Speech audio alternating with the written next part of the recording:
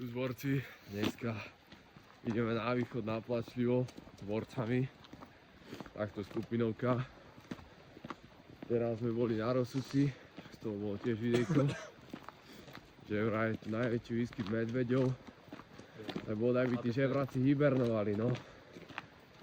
Dúfajme, že nás tu nezabijú, tak poďte sa ozveme.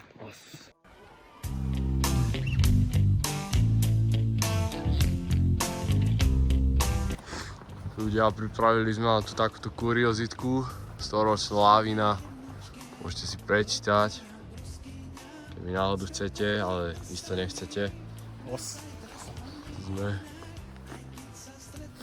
No nič, pokračujeme ďalej. Vždy si to tajomstvo očami povieme. Chata je tu, dali sme to.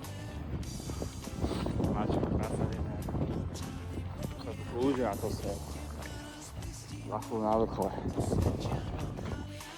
Ľudia, ďalšie hlásenie. Zmena terénu. Už tu máme sneh. Aj kosodreviny. Posunuli sme sa takzvané do vyššieho biomu. Tajga.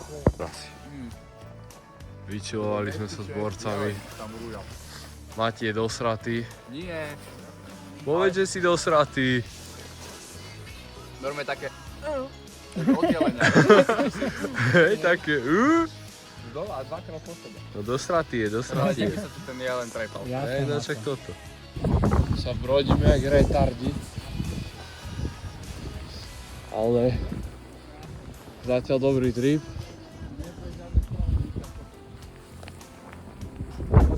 Abrama. Asi nás nevidno, to je jedno. No. Sú žiadne drby. No. Už tu je čo toho snehu, no? Joj.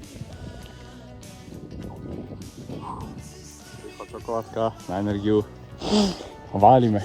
Už toho veľa nechýba. Padajú. Skoro následuje ľudia. A už to tu začína vyzerať pekne.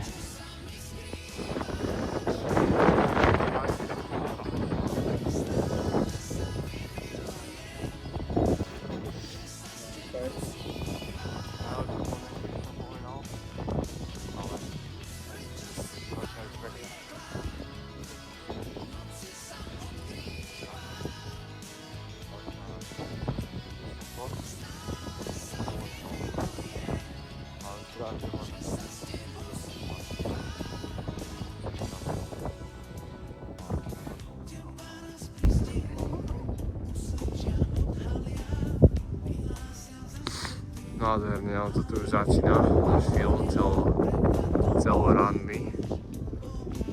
Úseček a sme hore.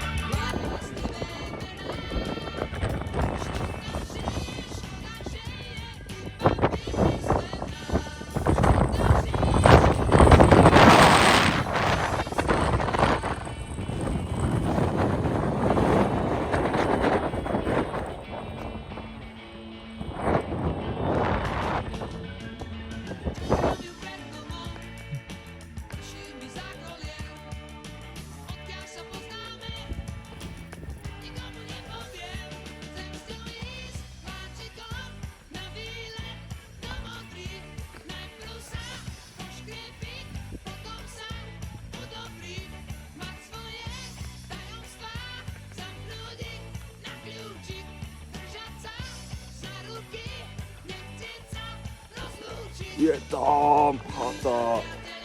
Dokázali sme to. Dokázali sme to žiť. Haló.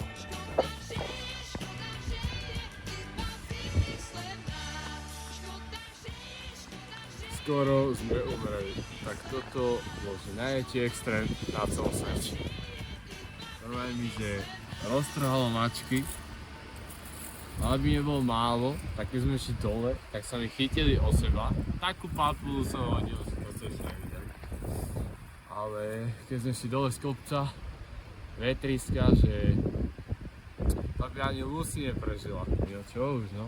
Ale prežili sme, aspoň máme deadlore, jak sa vraví, nejaké zážitky, bude o čom rozprávať. Toto je nádhera.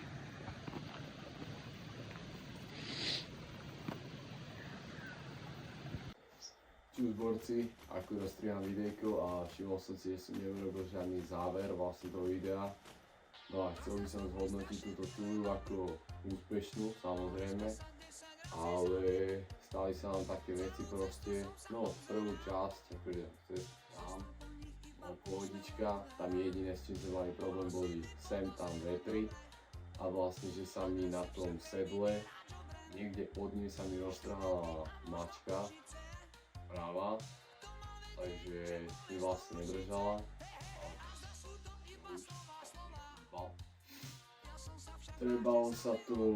Trebalo to nejak dokončiť, ale však dali sme to pohodička. Potom hore som, akože, my sme prišli, ale nefúkalo skoro vôbec. Tak sme tam sedeli, ja že idem to obletieť, ako na rozsudci, s tým dronom. Ty kokos, tam boli také vetriska, že on chudák normálne takto naskakoval, to je extrém. My sme potom radšej pristali, no a tam mi vlastne začali mrzli nohy, lebo sneh, čo som mal v botách, tak sa mi tam začal roztápať a potom sa tam mrzlo. Som si trocha necítil nohy, keď sme šli dole, ale čo už. Potom, keď sme schádzali dole, tam boli tak silné vetry, že my sme z hora šli asi dlhšie, ako že z hora k Žiarskému sedlu sme šli podľa mňa ešte dlhšie, ako od toho sedla až na parkovisko, ale stalo sa. Tam vlastne keď začalo akože extrémne vetry, tak všetok ten sneh do ksichtu, ja som ešte okuliare nemal, takže som si len tak nejak proste kapucňou snažil nejak zakryť, ale nejako sme to skúmali. Došli sme dole, tam sa mi, keď sme akurát boli v posledreminách, tam sa mi spojili, že som proste nejak nechcel, tak sa mi tá otrhnutá časť nejak hodila do tej normálnej, čo som mal na ľavej nohe, sa mi spojili nohy dokopy. Ešte som mal tročík a papula, vybavené, rozšiel som to tam aj posledný. Ale potom už pohodička. A akože túra fajná, odporúčam ísť isto. V lepších podmienkach. A s tým, že dúfajte sa. Pondelok ideme do Lanika, môžete hádať, že kam. Níž no, ísť borci.